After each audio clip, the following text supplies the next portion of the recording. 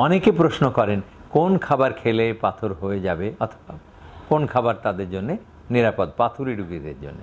এক কথায় উত্তর হচ্ছে, আমরা প্রথমে বলবো যে 4 পেয়ে জন্তুর মাংস, কোল্ড ড্রিঙ্কস এবং কিছু সবজি একদম নিষিদ্ধ করে দিন।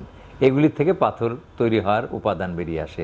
আমরা গরু, খাসি, ডাল এবং পাতে লবণ ছিটিয়ে খাওয়ার, বিশেষ করে আমাদের গ্রাম দেশে, গ্রাম বাংলায় একটা প্রচলন আছে, মানে তরকারি দেওয়ার আগে পাতের এক কোণা, মানে প্লেটের এক কোণায় একটু লবণ দেয়, আর ভদ্রলোকের তো লবণের আলাদা বাটি রাখে। তো এই লবণ বাটিটাকে সরিয়ে দিন এবং পাতের এক কোণায় লবণ দেওয়া বন্ধ করে দিন।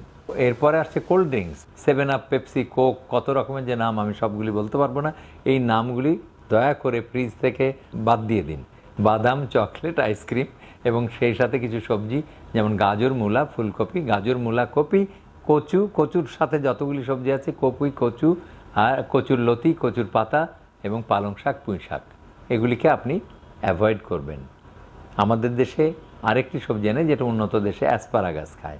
অ্যাসপারাগাস সৌদি আরবে বা আমাদের যেসব শ্রমিকরা কাজ করে, যেসব ছেলেরা, তারা খায়, ওখান থেকে পাথর তৈরি হওয়ার সম্ভাবনা থাকে। কাজে অ্যাসপারাগাস খাবেন না।